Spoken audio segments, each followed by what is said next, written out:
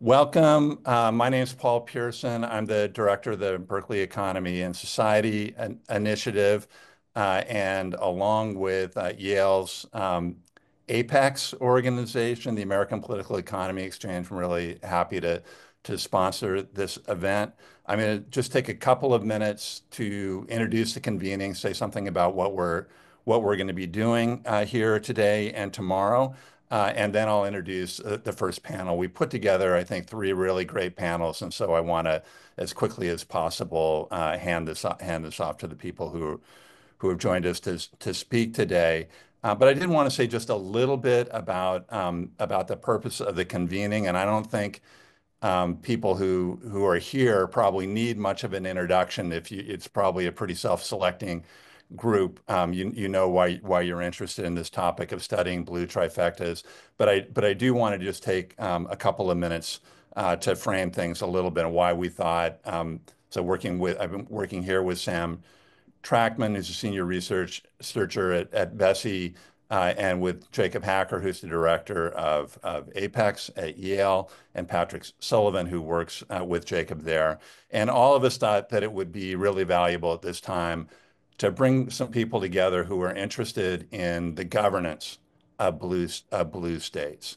It's going to sound like I'm going to say a lot because there are 5 things that I want to say, but I promise they're going to be extremely quick, but just to very quickly get a framing for what we're doing. The first is that we know the governance is now quite polarized across the states, depending on whether or not you happen to live in a blue state or a red state.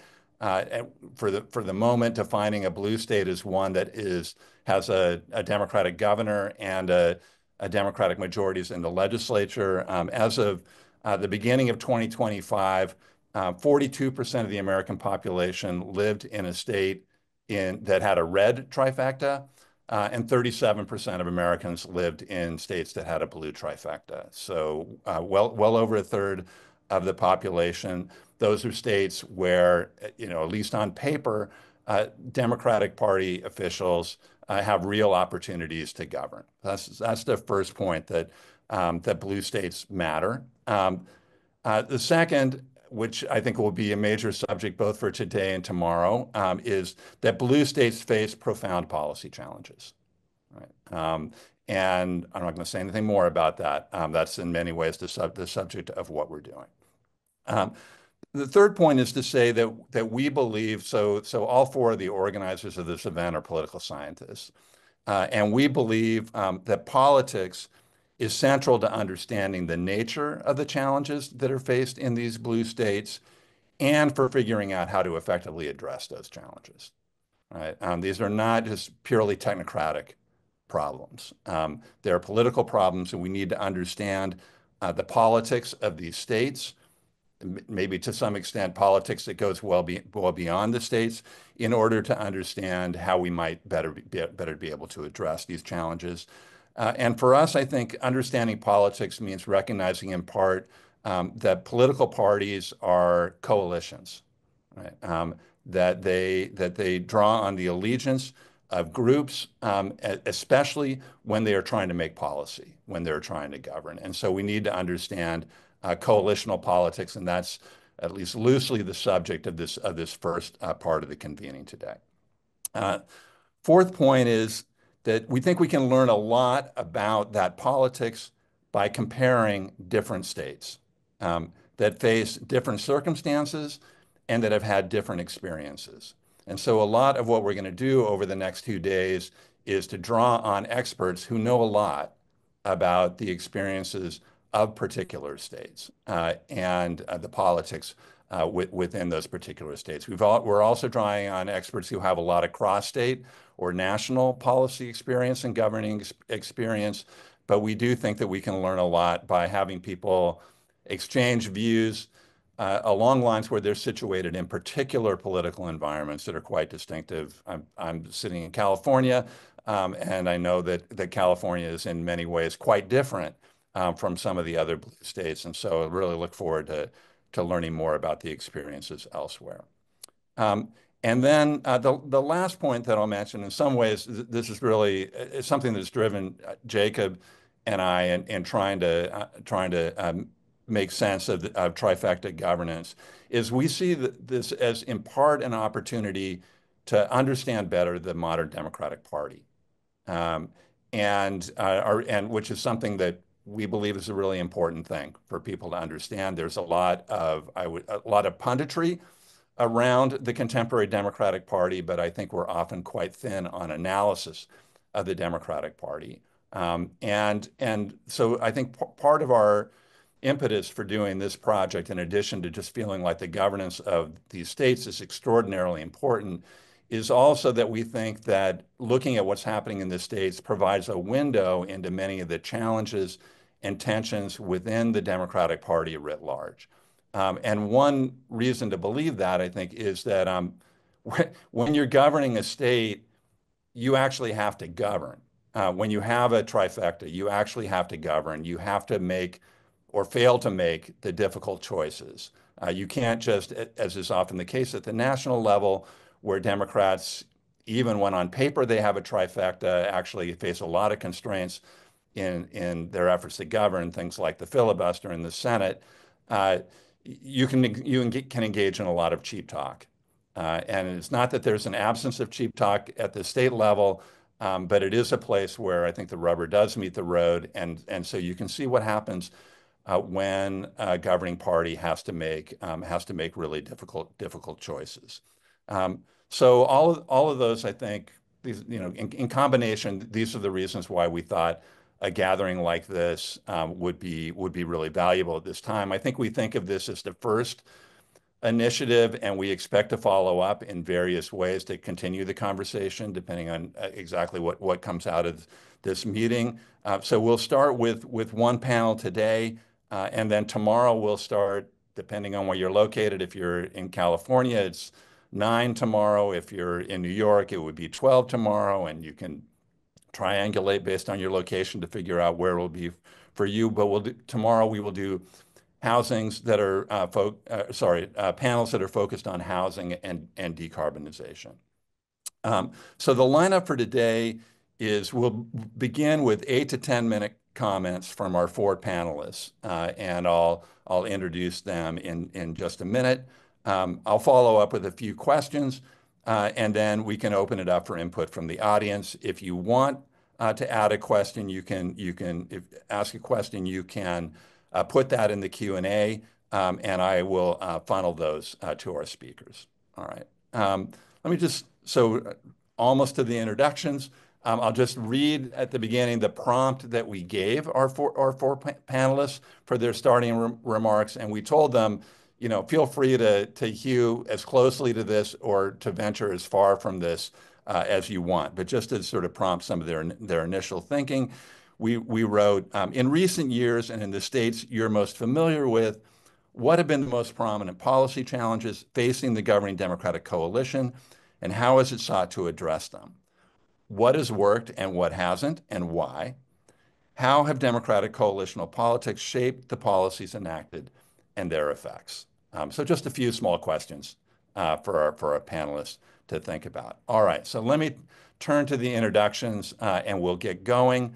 And of course, I could give much longer introductions than I'm going to, but in the interest of time, I'm going to be pretty concise in singing the praises of this amazing panel that we put together. And I'll introduce them in the order that they're going to speak. So Kate Gordon is the CEO of California Forward. Prior to that position, she served as an advisor to Energy Secretary Jennifer Granholm in the Biden administration, and before that, as the director of the Governor's Office of Planning and Research and senior climate policy advisor to Governor Gavin Newsom in California. And before that, she did a bunch of other amazing stuff that I'm not going to tell you about. Colin Kennedy is a principal at Colorado Communique, and he has decades of experience in Colorado politics and policy making, including in the policy areas that we're most interested in today. Vicki Bean, who I just learned is also from Colorado, but is not on the panel because she's from Colorado. She's on the panel because in addition to being a professor at at NYU Law School, she served as the deputy mayor of New York City for housing and economic development from 2019 to 2021, And she's also served as a commissioner on the New York City Department of Housing Preservation and Development, among many other roles. And finally, Arcadia Gurney, former executive director of the HUB Project, also a former senior fellow at the Center for American Progress. And Arcadia is actively involved in work on the challenges of blue state governance in a polarized era. Okay, so with no more ado, I'll turn it over to Kate. Thanks so much, Paul. What a great group to be part of. I really appreciate being included. So Paul gave us 8 to 10 minutes to try to answer this very large question. And I'm just going to touch on a couple things that I've seen in my time in California government, and now as sort of an outside watcher and reformer of California government. So, the question is really what's worked, what hasn't, how have coalitional politics shaped the policies? And I'll just say California is, of course, a very strong Democratic state. Democrats, governor, the legislature is heavily Democratic, most of the cities. And I think that's done a couple things. So the policy challenges are huge. This is a really big state. I don't think you realize how big California is till you're in California government, but when you're looking at the 40 million people and the huge geographic area that this state takes up in a governance position, it's really striking just how huge it is. And there's a couple of kind of major policy challenges that partially come from that and partially come from the way that it's been developed over the last not that long. California is a pretty new state, is another thing that you really realize when you do work here. So first, there's fiscal challenges around particularly how the state budget is put together. There's a very heavy dependence on income taxes and capital gains taxes, so very heavy dependence on high income earners. At the same time, and that's very volatile in general. Obviously, the recent kind of impact from the tariffs is a good example. The governor's been pointing to that. But volatile also, for instance, the LA fires mean that tax collection is slower from a very high income part of the state, and that's going to actually affect our entire budget this year. So at the same time, there's this increased volatility. There's also increasing spending, significantly increasing spending over the past few decades on safety net issues, particularly housing and homelessness, healthcare, mental health, relationship to homelessness in particular, climate impacts, which are, of course, more frequent and more severe. Some of those safety net issues, I would argue, are severe in part because the state is heavily urbanized and has huge populations in these cities, which is also, of course, a characteristic of a lot of blue states. So I think there's a relationship. Increasingly, the policy challenge here, which I'll talk about a little more, is the challenge around the energy transition. So really the impact of the current transition away from this very resource dependent piece of the economy, which is in our case is oil and gas. We are a big oil and gas producer, towards something else, towards something more diversified, more sustainable. That's been a big area of goal setting for California, but the actual reality on the ground of doing that transition is super challenging here. And I'll talk more about that as well. What has worked well in California, and I think in large part because of this sort of everyone walking in lockstep on legislation on some big issues, goal setting. We're really good at goal setting. So we set very, very ambitious goals that everyone agrees to. There's not a lot of pushback on the goals. Those are everything from 35% of all new cars will be electric, or by 2035, 100% of all new cars will be electric. Goals around climate change, goals around emissions reductions, goals around building 2.5 million housing units was one that the governor said when he started in his last term. So we're good at goal setting. Goals around inequality, goals around reparations for ancestors of slaves. Not great. Well, and we're good at regulation. So California's been a leader on regulating to meet the goals. So command and control regulation to try to meet the goals. So we'll say X% of cars sold will be this, and then a bunch of regulation underneath that. We'll say emissions reduction is X and a bunch of regulation underneath that. It turns out that what doesn't work as well is the messy, complicated work of implementing on those goals and actually moving the entire economy across a very diverse state toward meeting those goals. In general, California has not met a lot of the goals that we've set. And I would argue that the messy work of implementation is where the sort of it is a challenge for places with the level of dominance of one party that we have. Let me talk about that for just a minute and then I'll stop. Challenges with that trifecta approach here. One is there's a big split between rural and urban because the urban areas, we're a very urbanized state. That's partly why we're so democratic, why we have such a high concentration of Democrats. But for us, that's really a coastal inland split between the urbanized areas and the less urbanized areas. It leads to there not being that much political reason to engage or amend or compromise on these bills, or to think through when they're being passed exactly how they will be implemented in these very diverse parts of the state, because those who are going to have to implement them outside of the urban areas are not engaged in the political conversation when they're passed.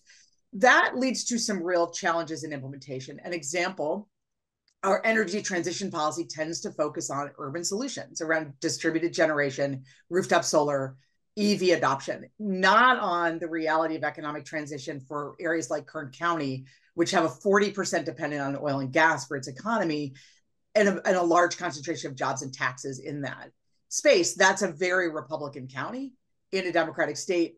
Our policies have not really focused on what transition looks like in those places. Another example of that is that the state, at the state level, really wanted more solar adoption, and so exempted big solar projects from property taxes. That means that when you're moving from something like oil and gas that pays a lot of property taxes to something like solar that pays none, that's a real issue on the ground in these places. Another example would be kind of our YIMBY housing approaches, which are very much aimed at urban areas. They're very much aimed at increasing density using infill definitions that are very urban and don't really take into account kind of smaller walkable cities that are more suburban or more rural. I think it's also led to just sort of risk intolerance in general, and it's another issue around implementation. There's not a lot of tolerance to take the risks that are inherent in implementing these very tricky policies that have a lot of trade-offs. And I think that's because sort of everyone in the Democratic Party here is constantly running to be something else in the Democratic Party. So it's this very closed loop where the governor has a huge amount of concentrated power as the head of the party, a lot of ability to influence future political prospects of other people in the party. There's not a lot of pushback on the governor from the legislature. Everyone in the legislature has term limits and is constantly running for something in the statewide elected that's also depends on the party and depends on the governor's endorsement. So there's a sort of closed loop where nobody really wants to take huge risks. The party itself has a very strong hand in who runs and who wins elections. There's a lot of talk. The way people talk about the upcoming governor's race, for instance, is very much around, who's in now, but how will all of that shift around if Kamala Harris announces, because the party will make determinations around who should run for which seats. I think that's a strong risk issue in terms of risk tolerance here in California. So a potential result of all of this, I think, is that the state has increasingly leaned in on direct democracy in the ballot process because people don't feel represented necessarily from regions across the state. That opens the door to special interest politics versus representative democracy, which I think is really something to talk about because it's led to some outcomes that are not great and have actually increased our budget challenges in a significant way. Last thing I'll say, and then I'll turn back to you, Paul, is that I think we're starting to see pushback across the state. California Forward does a lot of work inland and in rural California, and I do a lot of work on energy transition. I'm seeing, and we're seeing in the numbers, much higher percentages of votes for Trump, for instance, in the last election. San Francisco County had a 14% increase in votes for Trump from the first Trump election. I think that's really significant, and we need to pay attention to it. We also saw our statewide ballot, some ballot initiatives that were pretty conservative on issues like crime passed overwhelmingly. I think that was surprising to some people, but kind of indicates a shift in tone across the state. We're seeing some opportunities for some real reform here in terms of like bringing in more regional governance models that would actually better represent folks across the state in the system. So I'm going to leave it there. Turn it back to you, Paul. Lots of issues raised. I hope that was useful. Super useful. Thank you. Colin. Hi. Well, thanks, Paul. I really appreciate the opportunity to sit on the panel here and discuss these. Kate, that was a great rundown. Obviously, I'm out based in Colorado. Colorado has a much different kind of history with respect to Democratic representation in the state. You know, when I first started getting involved, ran what was called a Senate congressional box at the time, and we hadn't had a chamber in Colorado that was democratically that had a Democratic majority in over 40 years in 2000. So from that transition 25 years ago, we've went from a red to a purple to what everybody would, I think, kind of classify as a blue state at this point. And so that transition has, as obviously we've seen kind of the challenges spread from what we believed was a real opportunity in 2000. It was coming, our first kind of big focus was the reapportionment and redistricting that year. Obviously, the courts decided through that process what our districts were. And as far as the Democratic Party is concerned, we've not only benefited from kind of strong redistricting and reapportionment maps over the last few cycles to just an influx of folks significantly from higher population areas like California, for where Kate is, and Illinois and other places where we have large cities that we're receiving a lot of our new residents from, have made the state much more democratic. Where when we started, like I said, we hadn't seen a majority in 40 years since the Watergate era. We were dealing with at that time, 2/3 of the congressional seats were Republican. Now that is completely flipped. And what I would say is when you started that transition, where we were just looking at basic goals of representation for our folks through the redistricting and reapportionment process. The interesting part is from my standpoint is the conflict between our core constituency groups for the Democratic Party. Where we were labor dominant in the politics 25 years ago. That has certainly balanced out with the other core constituencies, predominantly the environmental community, as Kate alluded to. That transition away from typical oil and gas and large carbon footprint to renewables, et cetera, has put real tension between the folks that really were there at the start of this democratic transition. So that's a fascinating place for academics to look at, and how governance occurs, because there's a real tension between labor and the environmental community, which are both core, obviously, groups, and both from an ideological standpoint and a political fundraising standpoint. I think in Colorado alone this year, when we're speaking of housing, things like there was a single bill where unions and predominantly the firefighters that were concerned over safety issues, et cetera, and where you had the affordable housing community that were looking at wanting to expand that, and that tension came real head to head. I think all of the just transition issues that Kate was just speaking about, when you're talking about how do you meet your goals as a state on the renewable front, Colorado has very ambitious goals. We're looking at adjusting those goals even further in this upcoming session to set a new standard for 2040. And that runs head into kind of the trade unions and their want to make sure that their workers aren't left behind in that process. So there's real pressure that comes on leadership, that comes on through the Democratic Party, that I think is a fascinating point to look at, where when we started this, most of the funders were really more about the majority numbers versus having the philosophical debate over what ideologies we were going to support as we moved through our legislative agenda, and that has morphed where now people that are sitting down at the political tables are really making sure that the folks that they're supporting, that they're putting together fundraising, et cetera, to get elected, are really there not just for a general Democratic majority focus, but what are they going to do when they get into the building and cast their votes, and they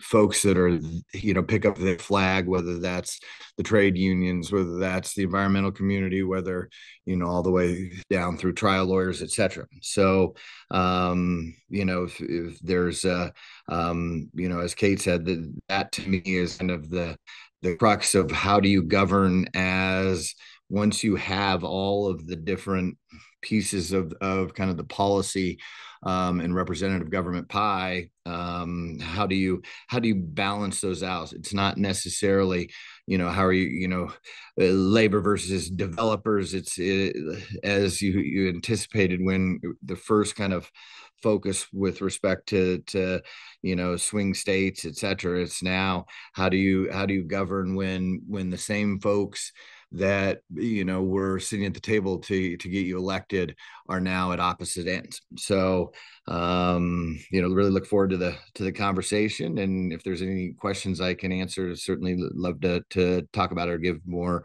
kind of exact details over legislation that's been run, et cetera. Paul.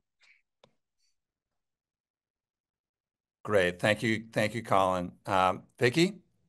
Well, first of all, thanks for putting the panel together, and thanks for including me. So this is not the housing panel, but I'm going to draw from some lessons from the housing movement to make some, I hope, broader points about how blue states or blue trifecta states can get more done, right? Based upon that case study, both in terms of my scholarship, the Furman Center for Real Estate and Urban Policy, which I am one of the faculty directors, and then from my experience in government.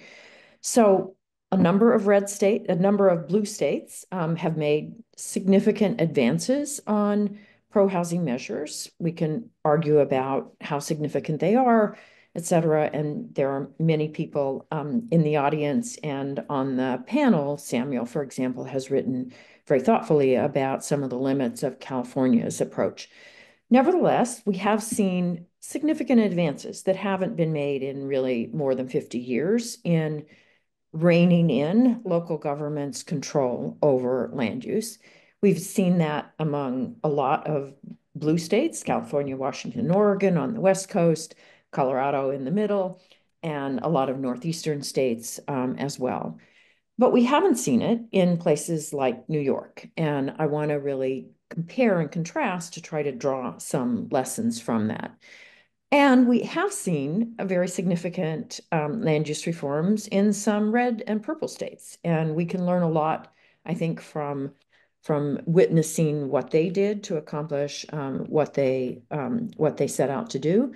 The Montana Miracle is a good example where people were just floored that Montana was able to pass some really pretty innovative and really pushing the envelope land use reforms. So what can we learn from the success of some of those red states, the success of the blue states that have been able to do things, and the failure of states like New York to be able to pass significant land use reforms? And I would say one of the first things that I would draw from that is that ideological purity is often a real stumbling block in blue states. There is, of course, always a need to make a judgment about whether the perfect is being the enemy of the good on the one hand, or the desire to get something passed is resulting from a compromise that will not be worth the candle on the other hand.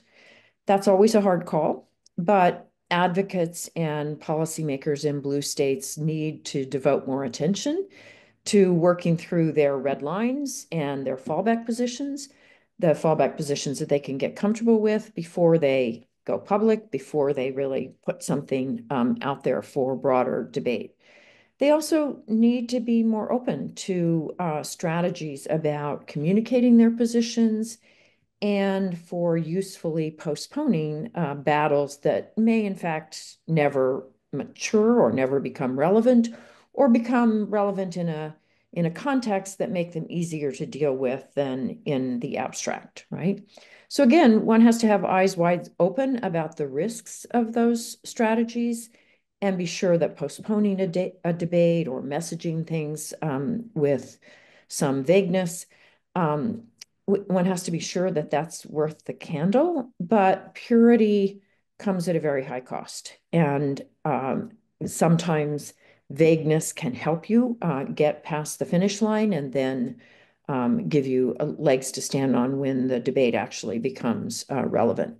So Montana, for example, really showed the power of leaving some things a little bit vague so that they could build a coalition between property rights advocates on the far right and tenant protection advocates and affordable housing advocates on the far left. They could each see some words through their own lens and then save actual definition or concrete definition to another day. New York shows, I think, some of the pitfalls of ideological purity. For many years, homeless advocates in New York State really eschewed support of pro-housing measures unless they were 100% affordable housing. You can't build enough housing that's 100% affordable, as Samuel and many, many others have pointed out.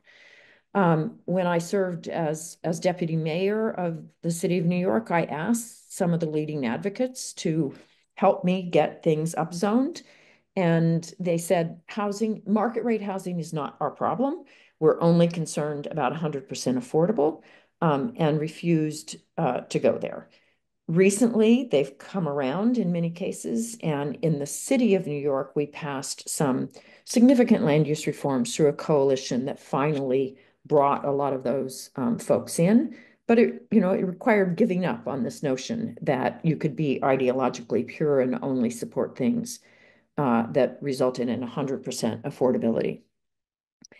Second, and as has been mentioned in terms of the labor and trade union issues, blue states often hobble the progress that they make with requirements that just don't take into account market realities, right? Affordable housing measures are often paired with significant labor requirements, even going beyond the federal requirements that might be in play because of some of the subsidy streams. And those render the program essentially unworkable or drive the cost of the affordability so high that you lose the public and the average voter when they see the price tag for that affordable housing. And of course, you need labor at the table. You need to provide a living wage. We need labor standards, but we have to take a hard look at whether imposing those kinds of requirements on as an automatic mandate really is efficient, really works to pair to this particular legislation, and whether it's worth the high cost that may be involved. The third thing I would point out is I think blue states need to be much more strategic about agenda control and tools for holding coalitions together. And I'll just give an example from New York. Tenants advocates insisted that they would oppose pro-housing measures unless protections that tenants wanted, especially good cause requirements, were put in place. The legislature enacted the good cause bill, which the governor signed, but both the legislature and the governor failed to get the pro-housing measures that were supposed to go with that. So leaving sort of nothing left to trade and leaving the pro-housing measure, not passed. And that was in part because of strategic choices that they made, but it was also in part because in 2015, then Governor Cuomo had broken a link between the periods by which certain tax exemptions for development needed to be renewed and the timing of renewal requirements for rent stabilization. That resulted in an automatic sort of detente. The affordable housing and the rent stabilization advocates would look the other way about the tax exemption. The tax exemption advocates would look the other way about the tenant protection measures, and you were able to get something done on both sides. When Governor Cuomo broke the link for reasons that weren't explained and weren't really a product of consultation, all fell apart, and you no longer have the ability to get those two sides to work on something. So that was just a strategic choice that's made a lot of problems. Fourth, of course, and maybe this should really be first, is that blue states need to learn ways to message their programs much more effectively. Time and time again, they fail to find messaging that speaks to the average voter and to the average person and across the rural and urban divides that Kate mentioned. And we need to put a lot more time and effort into those messaging efforts. Fifth, I think we have to rethink a great deal about governance. So term limits for state and local elected officials are well-intentioned. They're supportable on many, many grounds, but they have the effect of making elected officials more concerned in many cases about the number of bills that they pass than the content of those bills. When I was commissioner, the number of bills requiring reporting that contradicted the last bill that required reporting was extraordinary. I had legislators actually writing code for some of our software programs into legislation. You had just enormous number of reports that never got read by anyone because they were able to say that they passed a bill when they ran for re-election for the second term, and there wasn't enough content about what was in that bill or what it had done or what it had achieved. So I think that is an example of the kind of just structural problem that we need to find solutions for. We also have to rethink structures that allow elected officials to behave very parochially, member deference on matters that primarily affect a colleague's district, for example, or control given to members elected to the state legislature over matters that are actually city affairs, are two key obstacles, I think, to state-led reforms.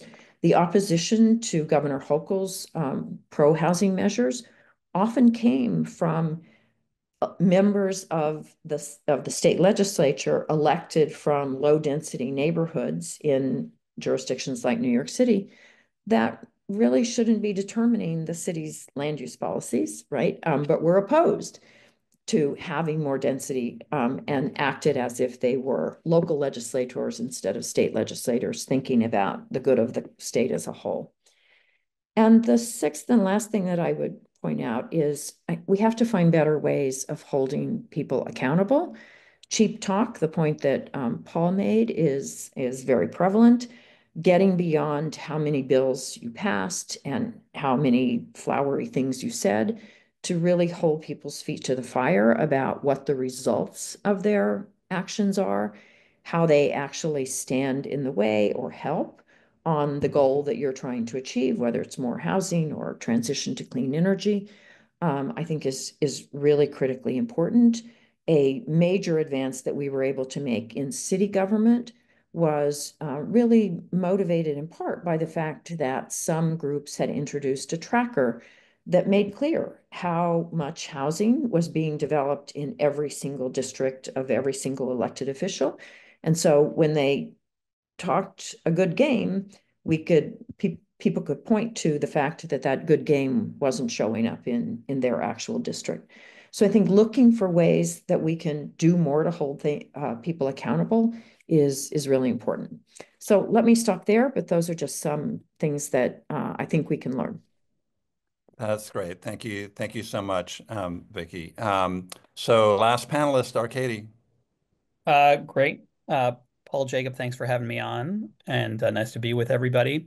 I'm going to make 3 points about kind of warning signs, 3 points about explanations of those warning signs, and then 2 points about solutions. So 8 points, 8 minutes, I'll go fast. Um, uh, First is if you look at Trump's electoral performance in 2024 relative to 2020, he gained ground basically everywhere among every demographic group and every geography. But geographically, the places where he gained the most ground were blue states. And there are many potential explanations for it, but it's hard not to imagine that one of them relates to perceptions around blue state governance. And it's not just that people are voting differently in blue states than they might have been in the past. People are also voting with their feet.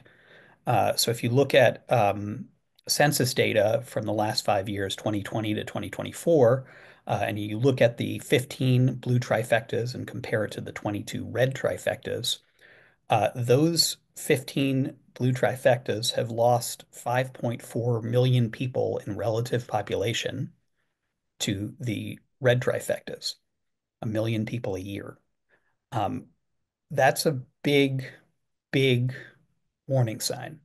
And it's a problem for many, many reasons. But one of the reasons it's a problem is that there's going to be another census in 2030. There will be reapportionment, and the blue trifectas are on track to lose 12 congressional seats and with it 12 electoral college votes.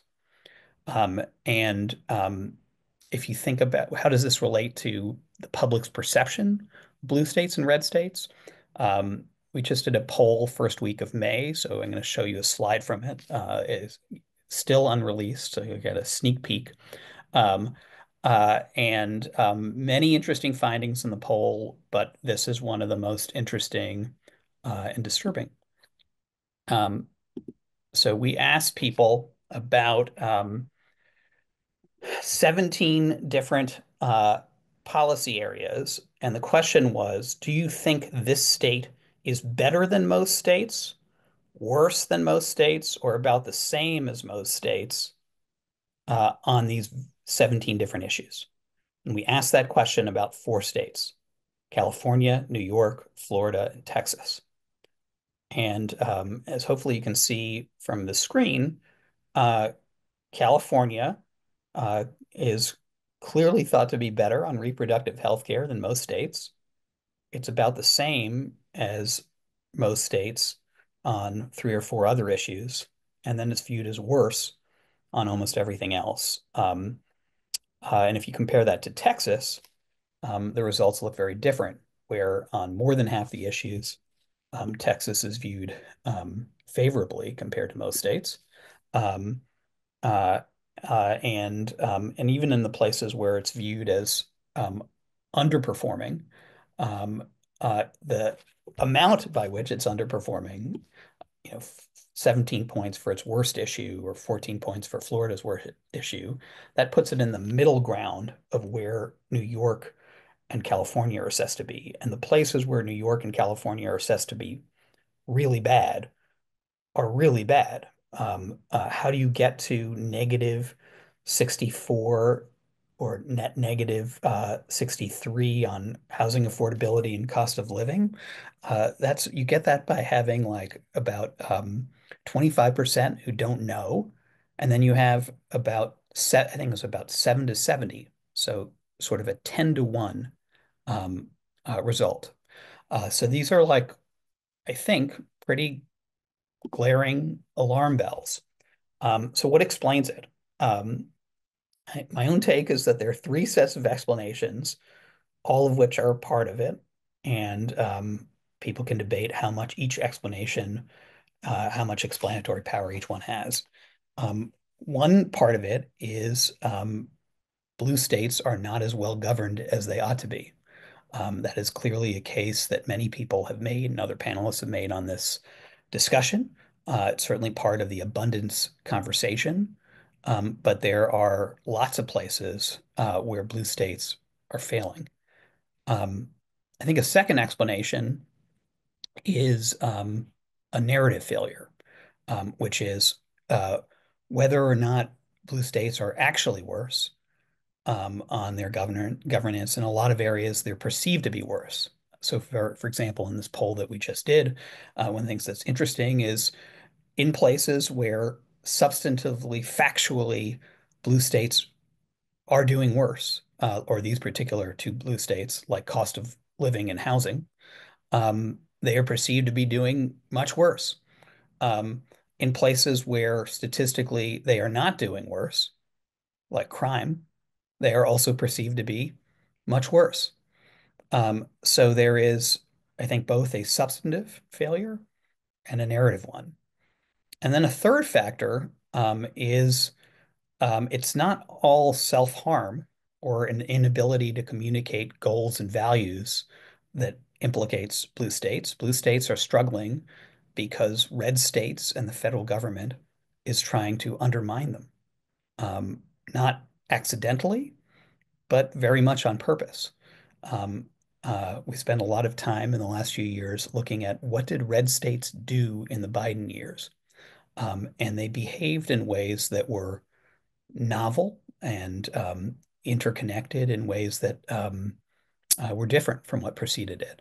And if you think about things like migrant busing or post-Dobbs abortion efforts by red states, or the red state effort around procurement power and investment power to drive change corporate behavior on ESG, DEI, and a whole range of issues.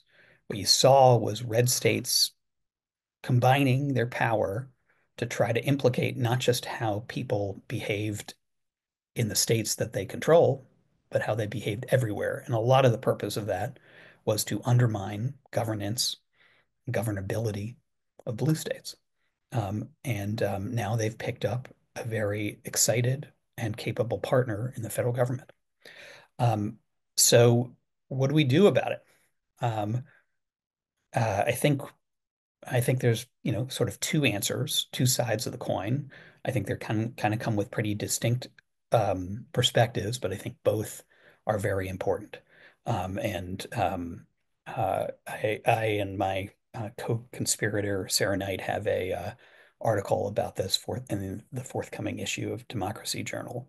Um, One piece of it, I think, is abundance, and I think that the set of ideas that Ezra Klein and Derek Thompson and many, many others have contributed to in the last several years, I think offers a very, very useful framework to think about how to do reform to drive economic growth, more equitable cost of living, and many other things in blue states. But I think another piece of it is counter-aggression, which is blue states need to recognize that they are not operating in a neutral environment. There is a federal government and a set of other states that are seeking to undermine them.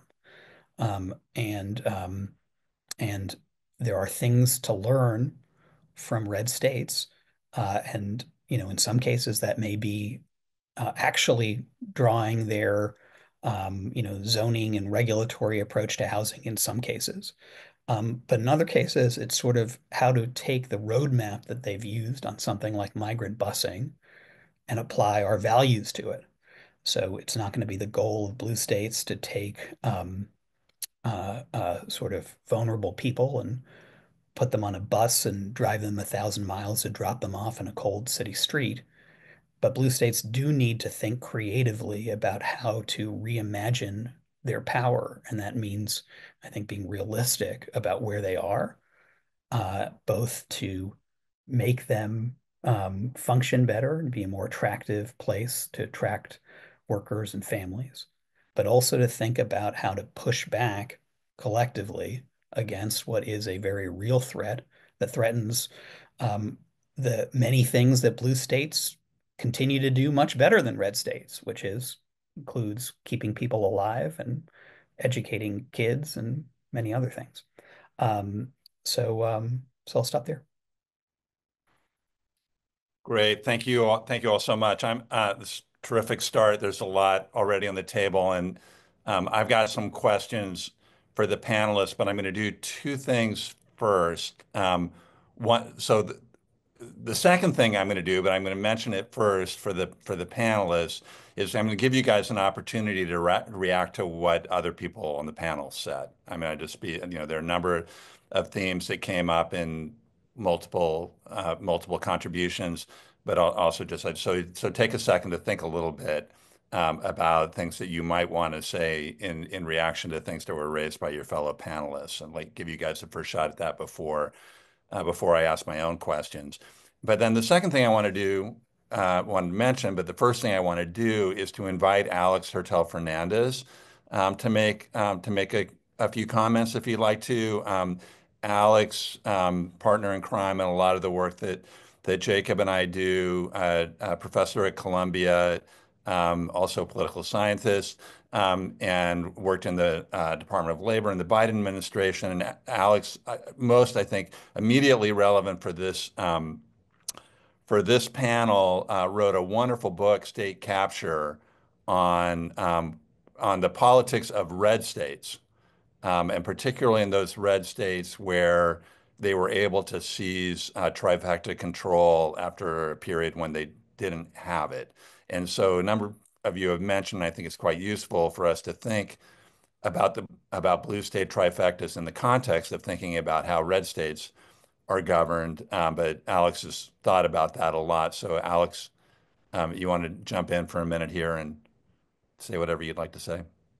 Sure. Thanks, Paul. And I just want to say, wow, what a terrific discussion so far. I've been taking notes like crazy and have learned so much from the panelists so far. It's a great set of topics. And so for this cameo appearance, was asked to share a little bit about some of the current work I'm doing with my colleague, Kate Andreas, who's at the Columbia Law School, on how labor fits into blue state governance around the abundance agenda, which Arkady invoked, and the discourse around it certainly seems abundant these days, and I think for good reason.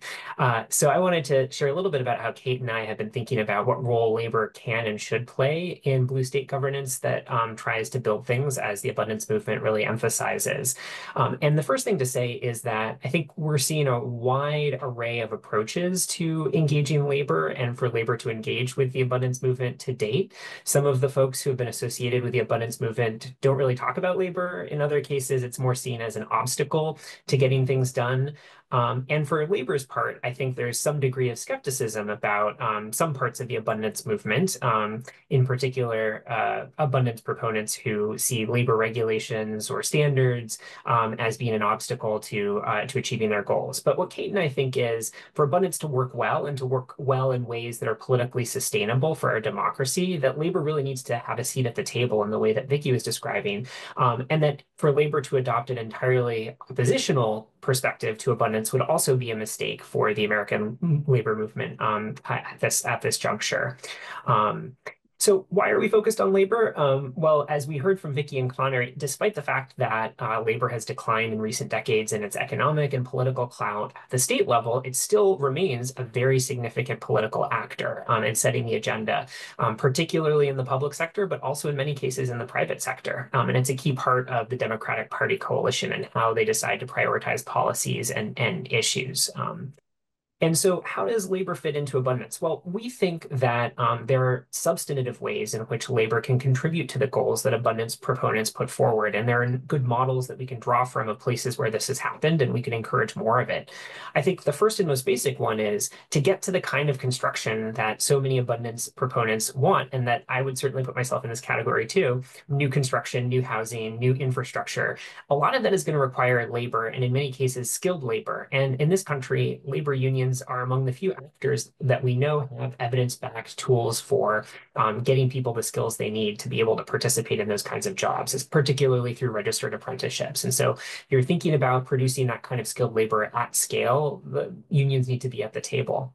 Secondly, in thinking about the politics of all of this, unions can also be key political advocates for new abundance projects, jointly lobbying for the construction of new housing or infrastructure.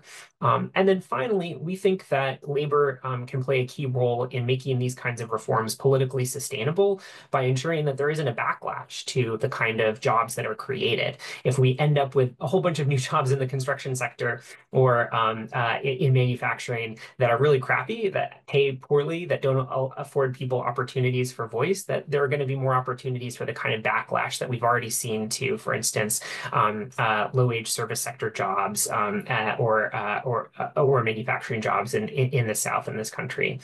And so those are the reasons why we think abundance would benefit from more engagement with labor. On the labor side, we think it's really important that unions engage with the abundance discourse for a couple of reasons. One is the one that Arkady mentioned, which is a lot of these costs are preventing workers from moving to blue states where there are strong unions and good labor protections. That the exodus of people from these blue cities and states means that a lot of people are ending up in right-to-work states that have very weak unions and very weak labor protections. So if you care about the future of the labor movement and ensuring that the labor movement can reach workers, especially vulnerable workers, then we should be supportive of moves that would make it more affordable to live in blue cities and states.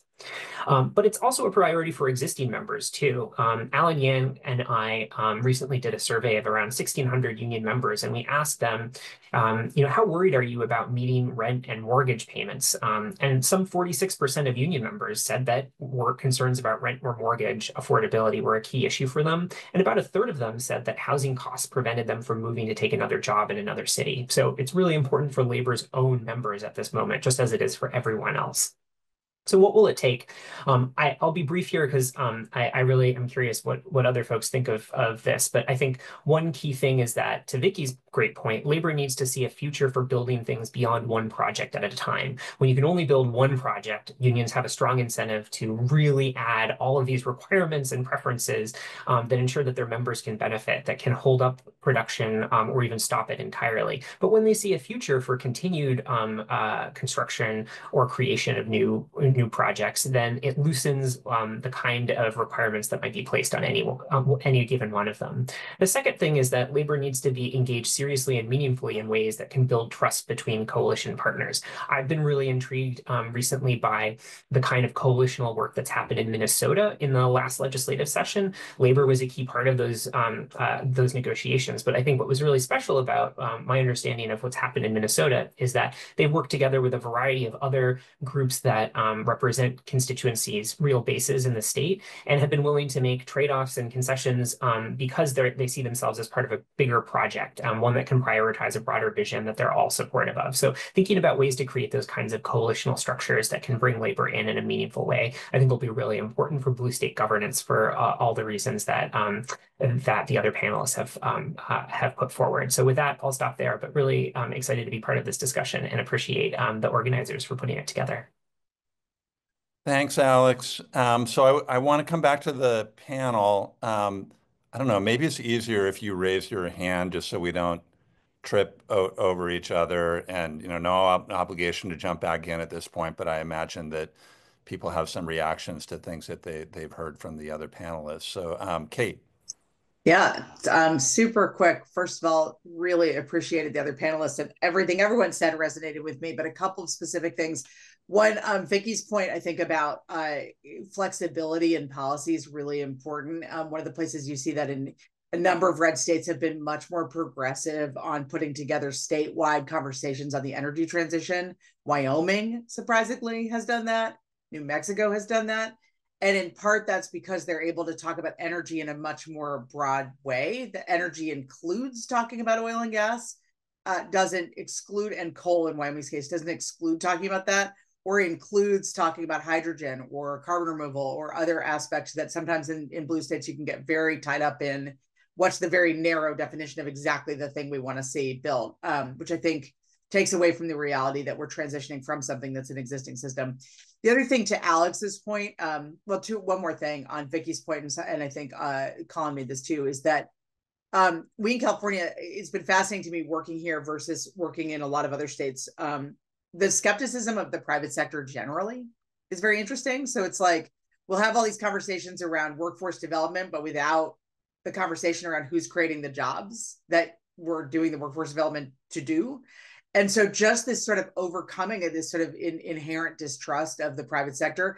Many of the conversations around job creation in California are about public sector jobs, or public sector created jobs. I think is interesting, and something that is not as true in purple or red states. And then finally, Alex's point on abundance, I think, is really important. And my experience with the abundance conversation out here, it resonates a lot with the tech community as like the answer to all the problems that have been created by the messy, complicated world of policymaking.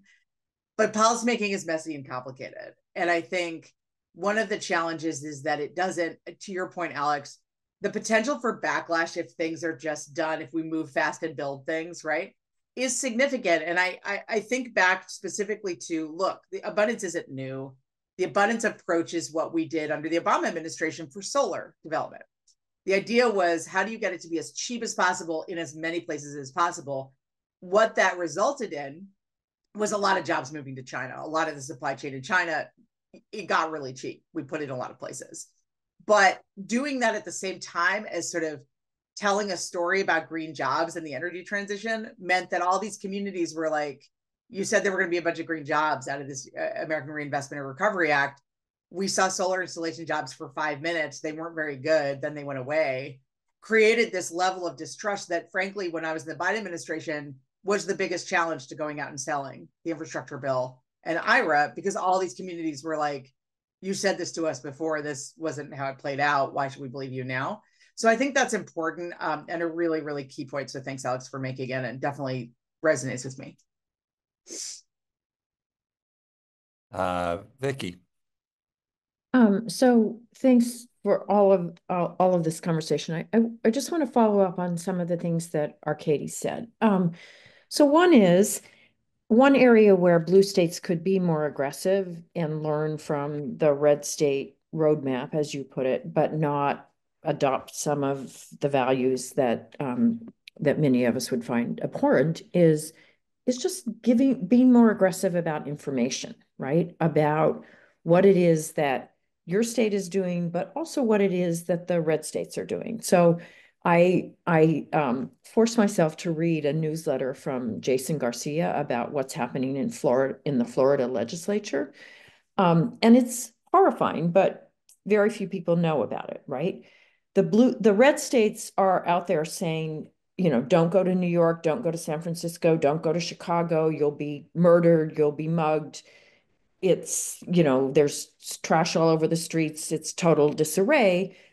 We're not out there saying it's so terrible that this number of people have died because of the abortion restrictions in this state or that state, right? We're not being as aggressive as they are about messaging, thus, as was said, the successes of blue states. So I think we could be much more effective there, both in our own messaging and in our messaging about what's going on in other states as well.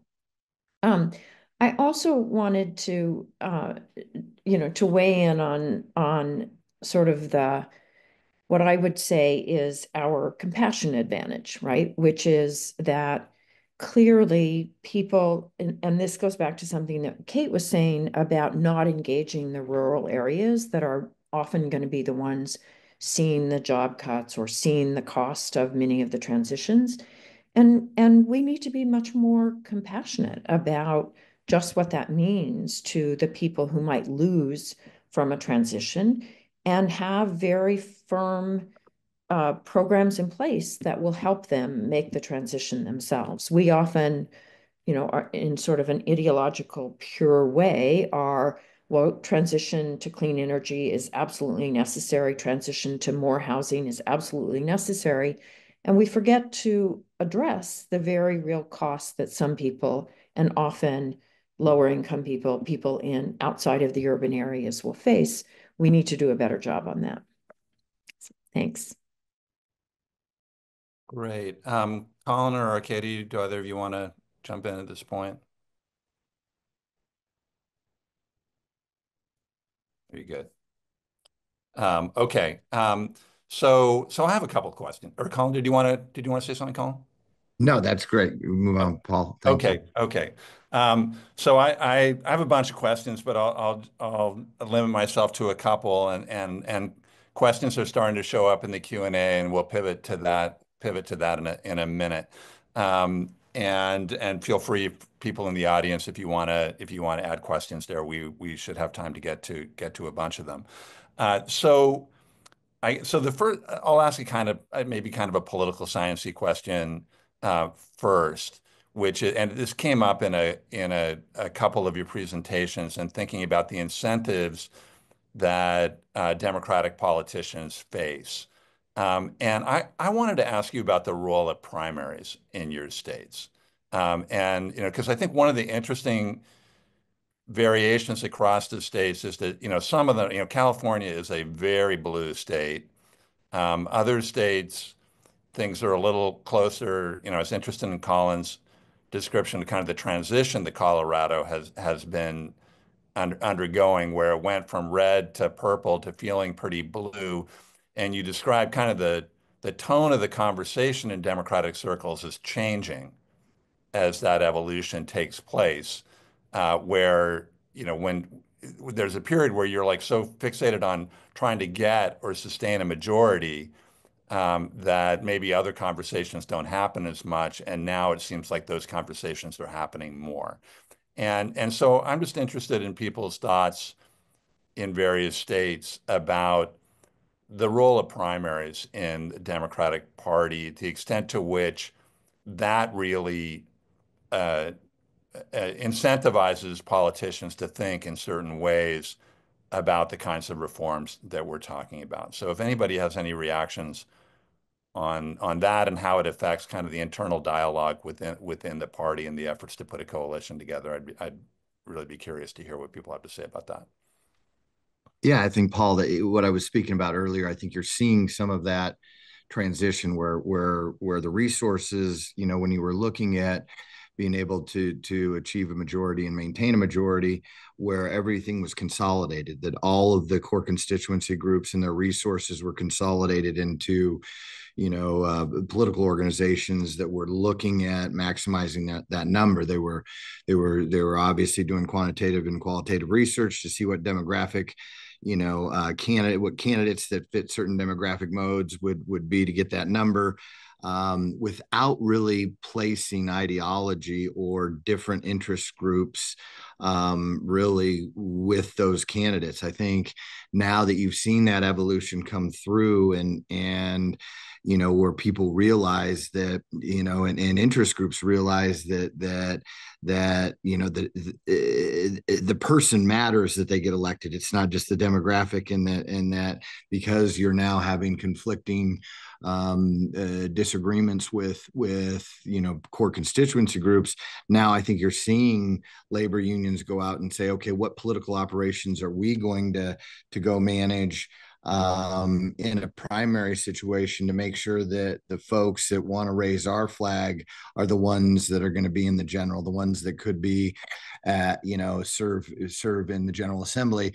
I mean, you're seeing that now. So how that detracts from the overall success of the efforts, because right now they're up to this point, at least in Colorado, every maturity level in every state is different, but here you're seeing a real look at, okay, do we need other political organizations or efforts that look at how we're going to pick our candidates in the primary system, how they develop, and then that lends to kind of the more centrist groups looking at how do the primaries work. They look at California's examples. They look at we're dealing with some of those about changing our primary system in Colorado now as a result. So I mean, I think I think ultimately the primaries are going to play a significant role in places like Colorado, at least, going into the future. Great, thanks. So, Katie?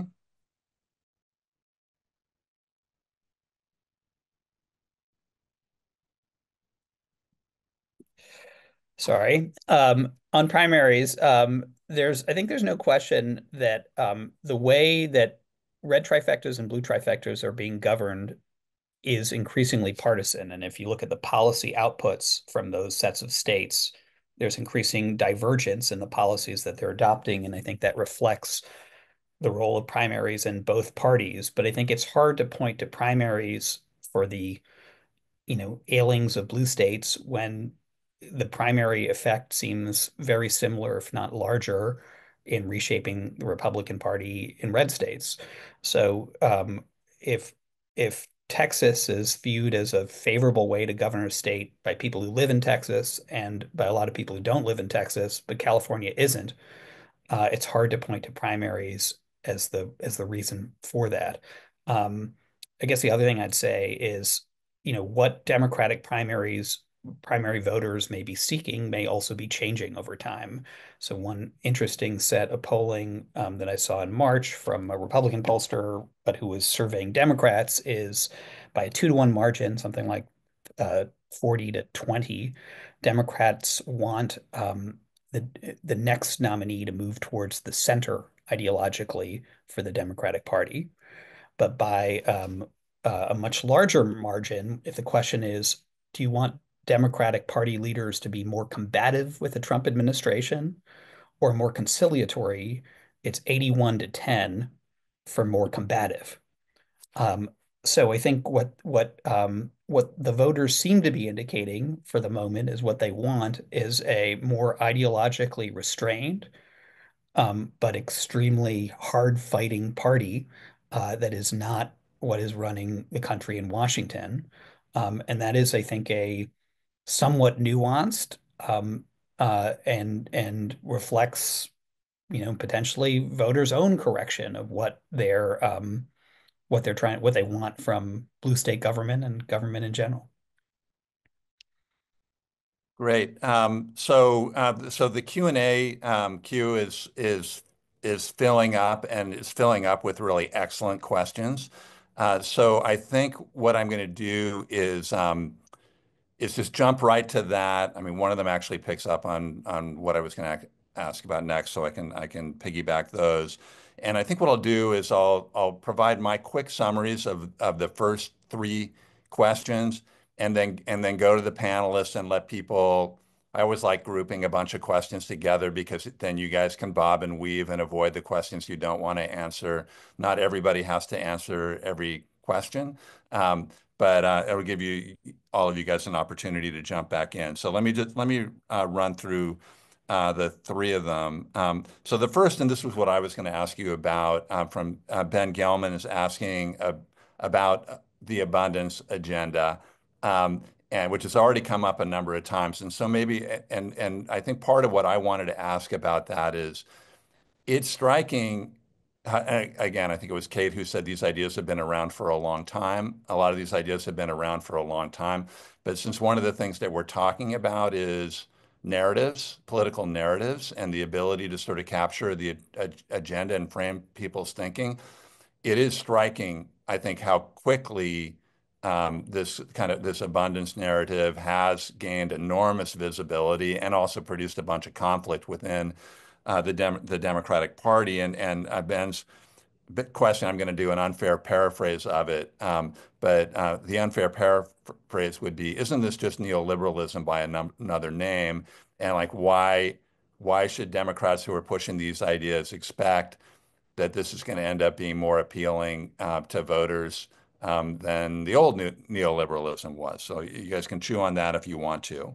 And then the other two comments, questions that I wanted to bring into the discussion at this point. So Eli Moore asks about the role of corporate power in the Democratic Party, which is, I think, really not something that we have discussed up to this point. But to what extent to what extent do the challenges that the party faces in its ineffectiveness in dealing with certain kinds of challenges. How does that relate to the role of corporate power within the party? And then finally, Eleanor Schiff asks about the fact, notices the fact that the blue states tend to be high tax states. And she's interested, and again, I'm probably doing a bad job of paraphrasing, but trying to keep us moving. She thinks about two possible dynamics related to that that are potentially interesting. One is that probably everyone here knows high tax blue states actually subsidize low tax, low income red states. How does that play into the political dynamics in blue states? And I think connects to the other part of her question, to what extent does that perhaps contribute, along with overall high tax levels, to high expectations and high disappointment that voters in blue states might feel about what they're getting for their tax money? All right, so that's a lot, and there's more behind it in the queue. But I invite the panelists to jump in on anything that they would like to talk about. And again, probably easier just to raise your hand so that we're not tripping over each other. Alex. So maybe I'll start with the abundance question. And here I think it's helpful to note to invoke the phrase that people have been using so far around strategic ambiguity, that there's a lot of strategic ambiguity around what abundance means, which accommodates a pretty wide coalition of folks who see themselves as part of this movement, which if you're an abundance proponent, is probably a good thing.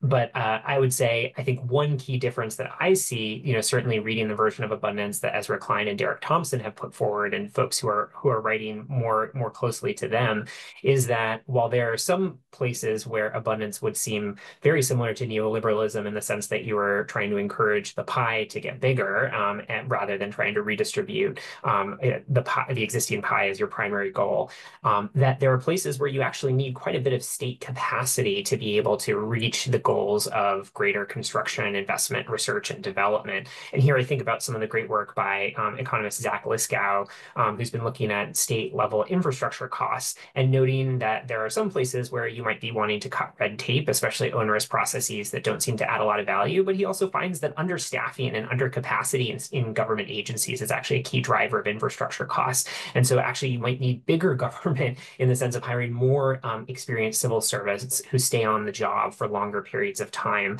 in order to get the outcomes that you want. And I would say this intersects with labor in another way, and thinking about the role of public sector labor unions, that in some cases, if you want people to stay in these jobs, you want them to gain the skills that they need, that could be a place where public sector unions could be not an obstacle, but rather a way of achieving some of those outcomes. But that's at least how I see some of these tensions within the abundance movement. Great, thanks. Kate? Yeah, it's interesting, those questions you grouped. There is a through line to all of those actually in California, which is the tech industry. So we have extreme concentration of power and wealth in the tech sector in California, which leads to a creation of, I think we have the largest concentration of billionaires in any place. There are 83 billionaires in San Francisco Bay Area. And those 83 billionaires pay a significant amount of California's taxes, which means it's a big chunk of our budget. So that relationship is very specific between taxes and concentration of wealth and power. And interesting when it comes to the abundance movement, because that set of people loves the abundance movement, right? Like because I think there is a very strong cultural bias in the tech industry toward speed and scale, toward move fast and break things, toward this idea that government, and you see this with Elon Musk, who really epitomizes it actually, that government workers are sort of unproductive and bureaucratic and slow, and that the way to fix things is to do it with this kind of approach of like the kind of tech sector approach, right? Of trying to throw a bunch of things at the wall and see what works. So all of it sort of comes together in an interesting way. And I was actually at an abundance conference at Stanford last week that was very much about all this. And it's interesting because it strikes me, to Alex's point, all of that moving fast work builds on something that was already created by government. So there's the whole tech industry built on first of all, our location in the Pacific Theater and all the defense money that we had as a result. And then you build on that to create sort of the early internet, et cetera, the national labs that are out here, the universities that are out here. So it's built on a foundation of something that was created through public investment. And I think that's kind of also going to have to be true about abundance, because we have to essentially upgrade all of our existing infrastructure to deal with the energy transition, to deal with increasing climate impacts, and just to deal with globalization and shocks. So that piece of it is sort of under-recognized by abundance, I think. And then second of all, I just think that this concentration of wealth and power issue is a problem for us in California, because we don't have a particularly diversified economy. And it's becoming less diversified as oil and gas declines, as agriculture declines, as we have other impacts on Hollywood from AI. Like this is a real issue for us right this second. And so how do you diversify an economy that is currently so dependent on a concentrated set of industries and wealth is a big question that we're facing. And one I think California really has to address, actually, and probably requires some significant structural change. So in order to address it. So all of them sort of are related in my mind, at least out here. Right. Great. Arcady? You're muted. Thanks.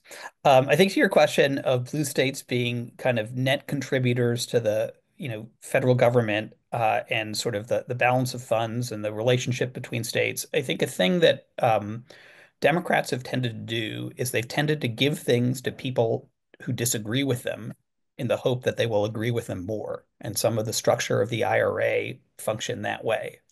What you see Republicans doing in government, and if you think about, for example, the SALT tax cap, in the 2017 tax bill that was otherwise extremely favorable to rich people, it included an element that was unfavorable to rich people in places like California and New York. What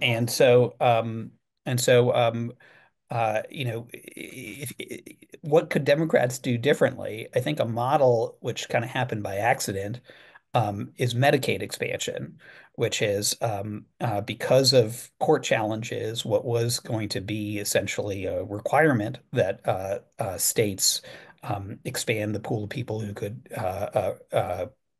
in Medicaid became an option for states.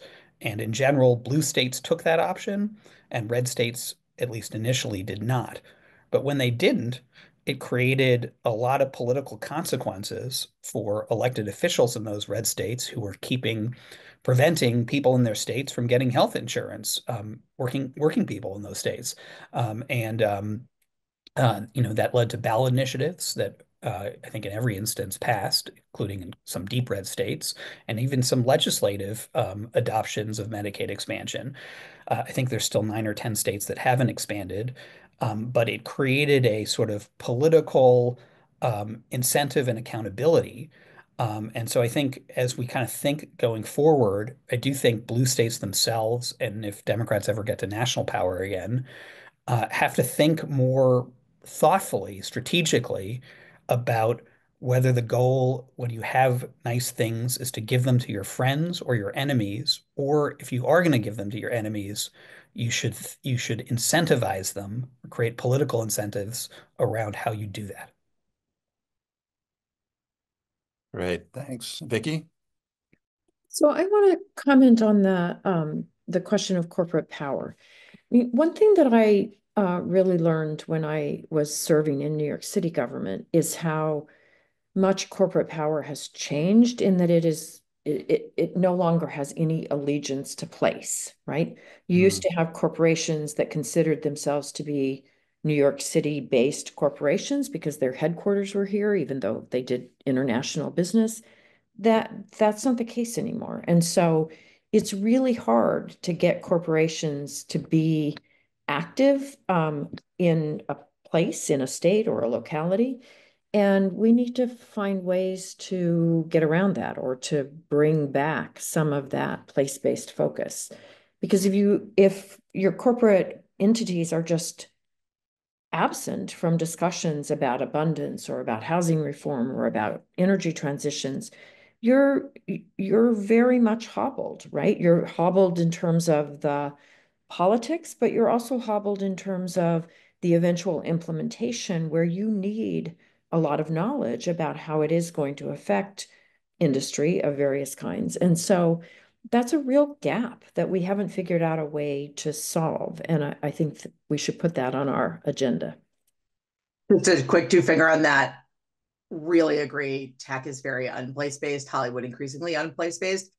Oil and gas is very place-based, though. So Texas is an interesting counterpoint to that, where they have a very place-based industry that is an economic driver of the state economy. And I think that makes a difference. I agree with you. Great. Okay, I'm going to come back to the questions that are in the queue, and which I'm hopeful we're going to get to almost all of them. We may not get to all of them, and I encourage everyone to take a look because the questions are really good. So I'm gonna group together three from Rick Reeder, Louise Comfort, and Jack Stroman that are all, I think, in ways about questions of messaging, which came up a little bit, and so I think it'd be great to hear the panelists react to this. Rick asks, like, when we think about what makes for political success, how much of it is about actually having effective policies and how much of it is about effective messaging? And how should we, how does the answer to that question affect the way that we think about what blue states should be doing and how to do it successfully? Louise asks about what she calls the growing fragmentation of informational spaces and how that does that play into like what Arcadia was describing earlier about how blue states seem to get a bad rap for things that they are doing poorly, and they also get a bad rap for things that maybe they're not doing poorly. And how does that relate to changes that we're witnessing in our informational environment? And Jack asks about a potential trade-off between the values of ambiguity, the potential values of ambiguity in the way that one talks about what one is doing or what one is going to do, and the values of clear messaging. Like, are those two things are in tension with each other, or is it possible to combine some of the virtues of ambiguity that Vicky was talking about with powerful and effective messaging that makes people feel like their state is being well governed? All right, so that's a series of questions that are all about how to think about messaging. Timmons Roberts asks about the role of the Trump administration and its attacks on blue states, and how that should figure into our analysis of what is going on and how to deal with that. Obviously creates both challenges and I think potentially some political opportunities. And maybe I'll just highlight one thing that I think about in this space. There's a lot to be said about this, but I'm interested in Vicky's earlier remarks about accountability and the lack of accountability. And I think there is a strong argument to be made that the nationalization of our politics, which of course Trump is accelerating, can actually really limit the accountability of local, including state officials, right? Because they can get a lot of political mileage out of just being seen as the face of opposition to what people in their own states don't like, right? And that's true in red states and it's true in blue states. And so I guess my supplement to this question would be is to what extent does the role of the Trump administration in attacking blue states actually make the accountability of state and local officials more of a challenge? And then Jessica Shermer asks, I think, an important follow-up to some of the conversation that we've been having, and to the abundance agenda. If we feel like we need to build more capacity in the states, that's important, what kind of capacity do we need to build?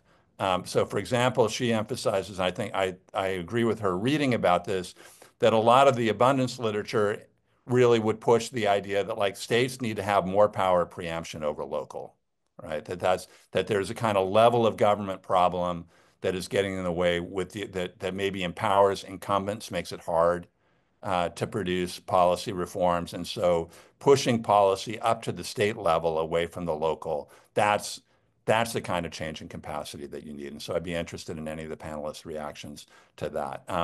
There are a couple more questions I didn't get to yet, but that seems like enough to pile on you all at once. So I'll hand it back to the panel.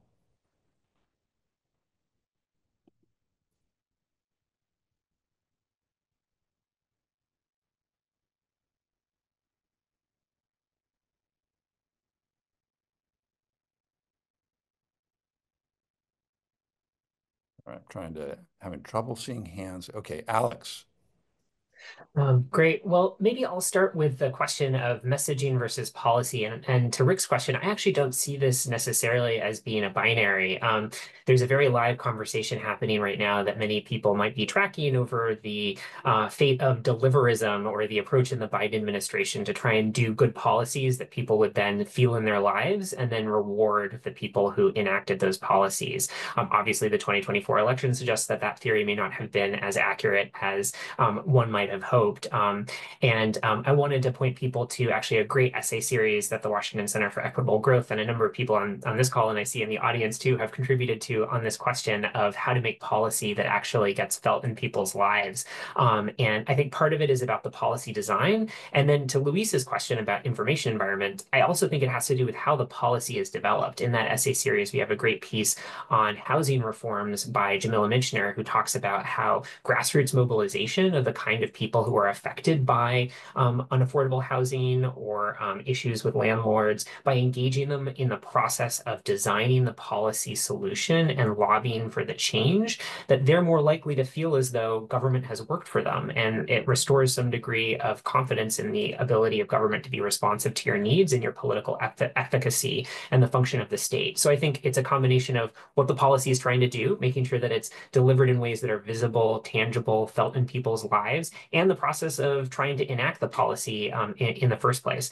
I'll throw one note of caution for the intersection between that framework and the kind of infrastructure investments that we're all talking about. These are all things that take really long periods of time to do and are often funneled through third-party actors, whether it's a tax credit that you're giving to a business or money that goes to a state through formula funding that the state then reinvests in local governments that then contract out to private sector businesses. That's a really long causal chain for people to be able to track and understand. And there's a great and cautionary piece by David Madlin at the Center for American Progress, where he looked at one of the EV manufacturing facilities in Tennessee that had created thousands of new jobs, was represented by a union. He went and talked to the workers. They had no idea that it was supported by the Inflation Reduction Act because there was no sign, there was no message that that this had been supported in that way, and the money was so the causal chain of the money was so attenuated that they couldn't see it in their lives. Okay, Arcady, you're muted again. Sorry. No It's worries. the first time I've used a Zoom. Um, uh, Picking up on what Alex said and picking up on a few of the questions about sort of media and what kind of capacity and how to communicate locally in sort of the era of Trump. I think the best narrative story that is maybe abundance aligned from the last 5 years or so in states, I think, is Josh Shapiro's I-95 bridge, which is, big fire, estimated to take months or years to fixes it in, I think, 17 days with union labor, breaks a bunch of state rules to do it. Um, that kind of story, I think, is extremely powerful. It's powerful because it's tangible. It's powerful because it was fast. Not everything will operate on that timeline, but I think being able to do that puts someone in a position to communicate a sense of priorities and trajectory. And I think in terms of like what is the kind of capacity that you're looking for. I mean, I worked for 5 years in the Bloomberg administration in New York City, and a lot of the structure, a lot of the approach to bureaucracy reform there was to create essentially a special forces team that would operate around the sort of the standard bureaucracy to try to create an outcome, but to do it with such volume and consistency that eventually you change the norms of the bureaucracy. And I think that's a form of what Josh Shapiro was doing with the bridge. And I think I think the opportunity, in this era of Doge for governors and other Democratic state leaders, especially those in blue states where they have trifectas, is to offer an alternative pathway to government reform and reimagination that is practical and pragmatic and right there in people's lives and connected to challenges that they're experiencing locally. And I think that would position Democrats also to respond nationally to something that seems chaotic and ill-conceived. Great, thanks. Vicky. So I want to make a couple of responses. First, on the sort of nationalization of politics, I do think we have to be really self-aware and careful about the way in which all kinds of innovations or new moves are having. So we're seeing in New York City how the nationalization of politics in terms of style, in terms of abrasiveness and aggressiveness and all of that. So in our primary, we have two candidates who refuse to participate in any discussions or debate. They're just taking the position that they're ahead, so they don't need to say anything. And with this very aggressive, basically refusal to engage with debates and forums and discussions, which I think is incredibly destructive. The advent of ranked choice voting on things is very confusing to people in terms of what is actually going to happen with their vote. And so that has implications as well. So we really need to be paying attention to how those kinds of changes are making a difference and how we should combat any increased lack of accountability at the state and local level that we may be seeing as a result of that. I also wanted to say a word about the taking credit question, right? I couldn't agree with Arcadia more that people often don't know what blue states are doing or what blue administrations are doing. I think the best example of this, the Inflation Reduction Act is one, but also the child care subsidy, right? When you ask people what are some of their main concerns, child care is way up there on the list. Most voters who were surveyed had no idea that the Biden administration had done anything on child care and was in fact subsidizing the salaries of child care workers in very significant ways. So we need to do a better job about that. And we also need to do a better job about what it is that red states and red administrations are doing to undo that. And we're not talking enough about what it is that all the executive orders are undoing and the real world implications of that undoing.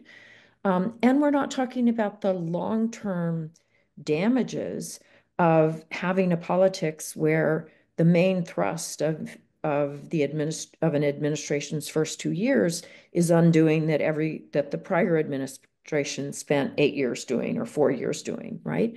That makes it very hard to attract talent to government. And to the point that was made earlier about, right, it's government that enables a lot of the research, a lot of the staffing problems, the other problems that undercut and that cause delays on infrastructure and going forward with projects, going forward with research. If we hobble ourselves by making it that being in government is basically a negative about undoing what the last person did, rather than a positive about trying to bring about change, positive change, we're not going to attract the best people, and that's going to have a long-term implication. Great. Okay, we've got I think time for one more round of questions, and they're rich questions again, and then I'll come back to the panelists again. So let's see if I can do a decent job of summarizing these. So Josh Pasowitz asks, about the extent to which the dynamics in blue state governance revolve around sort of insider protections of various kinds. And I think he mentions specifically in states where there still remains kind of a important legacies or carry-ons of kind of machine-led government, the idea that much of what is going on in these states is really like insiders are well protected, and how we would think about those dynamics. And maybe I'll just say, I mean, so California is not one of those traditional machine states, but I do sometimes feel like a lot of our politics is dominated by already existing interests who are pretty well served by the status quo. Um, and so I'd be interested in people's reactions to that. Natalie Hernandez suggested she's doing some research in which she points to abortion as an issue that blue state governance is actually further away from public opinion than red state governance is. And I think I'd be interested. We haven't talked that much about voters, and so if the panelists have any thoughts about particular issues where blue state governments it feels like they actually are out of step with public opinion, what you might want to say about that. And finally, Carmen Brick asks about the fiscal capacity of blue states, and she suggests that maybe there's less willingness to support the kind of fiscal capacity that maybe blue states traditionally supported. I don't know whether people think that characterization is right. And then the follow-up question to that is, to what extent can blue states tackle some of these challenges if they're severely constrained on the revenue side? Interested in people's reactions to any of those questions.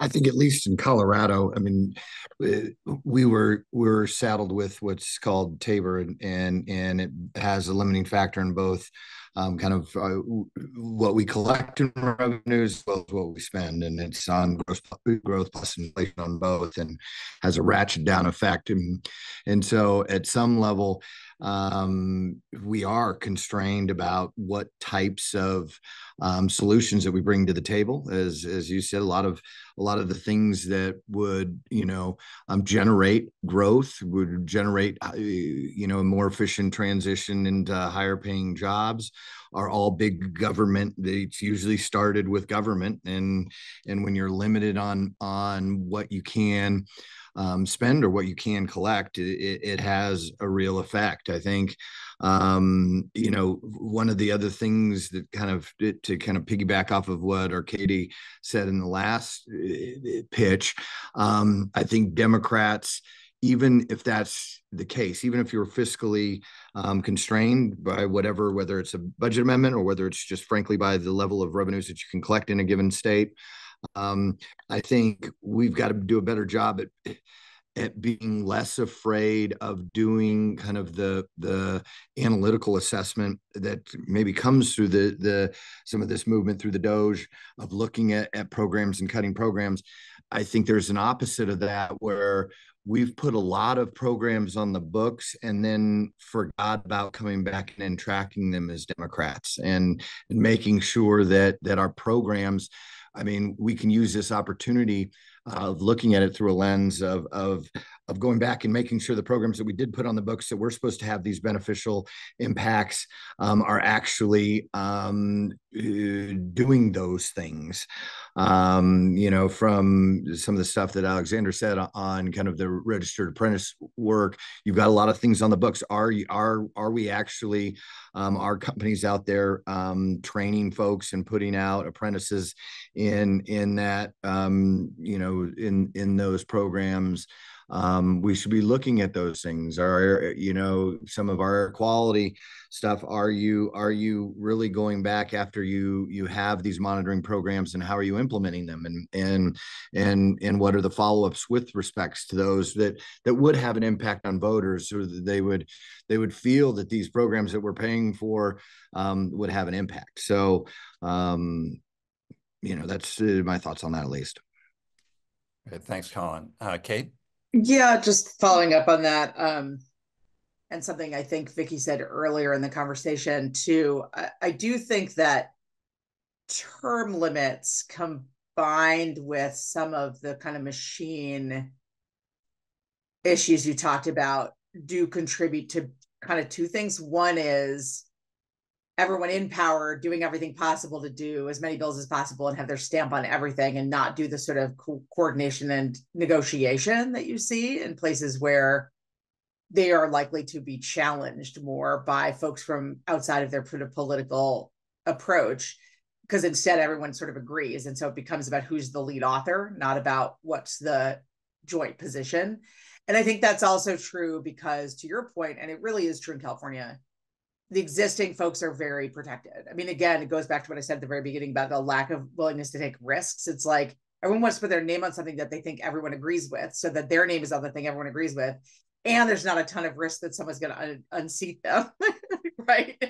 And they're all running for their next job within the Democratic Party process. So it's like kind of this closed loop system that doesn't lead to a lot of questioning of outcome. So just I really want to say agree with what I think Colin was just saying of I think it'd be really, really good to build in more sunsets, touch points, places for accountability that are actually built into the legislative process, so that at 2 points. One, when writing legislation, there should be the same approach that goes into like the legislative analyst's office on scoring and budgeting on bills. We should also say, is this duplicative of something or conflicting with something that already exists and is already out there and is already being implemented? And if so, how is it addressing that? And number two, building into bills some kind of a process for evaluation at key touch points to see if they're meeting their goals. That I think would help a lot with this situation. Great. So we have, Alex, go ahead. Sorry, just thought.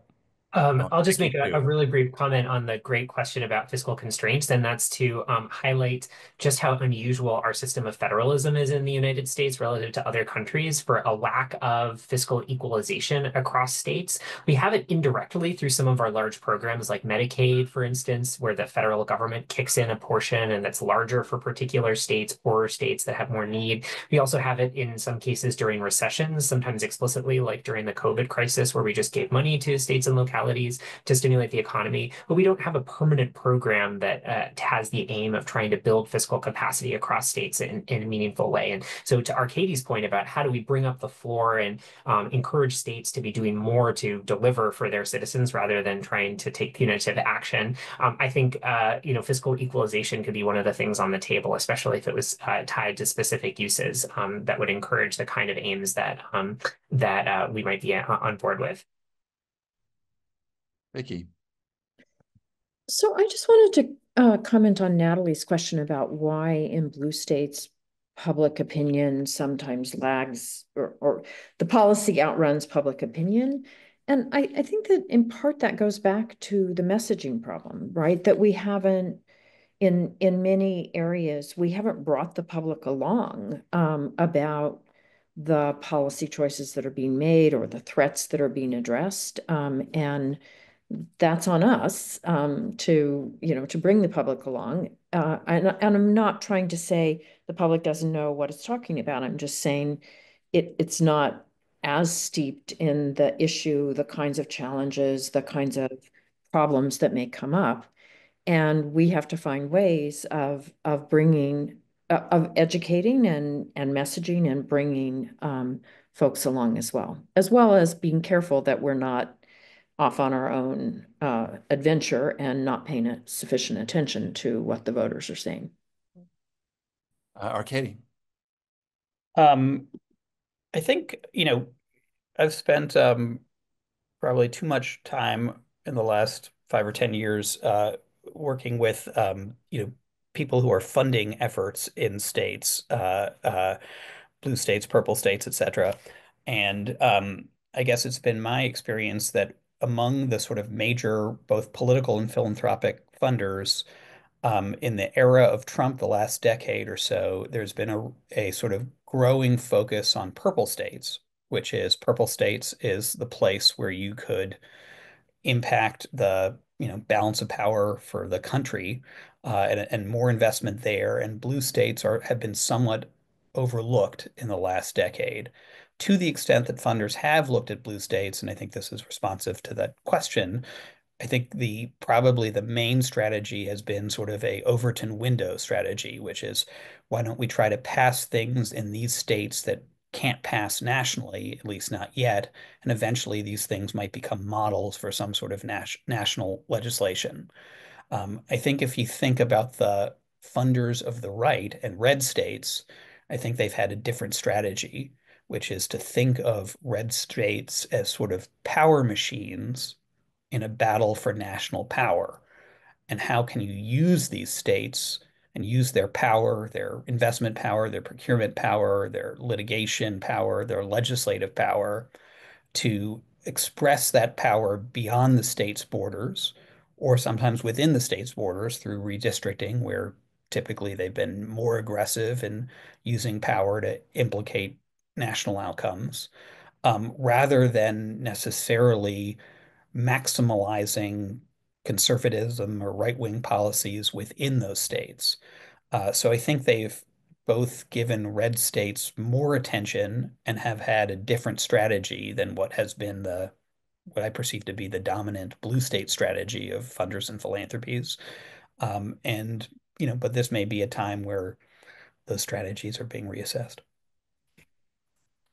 Great. Okay, we have just a few minutes left, but I wanted to, if any of the panelists want, there's something that you're eager to say, we'd love to hear it as we're wrapping up. And then a reminder, I'll say more about this in just a second, but we've got two great panels coming tomorrow. But is there anything that we haven't touched on yet, or that you have in reaction to what people have raised that you want to say?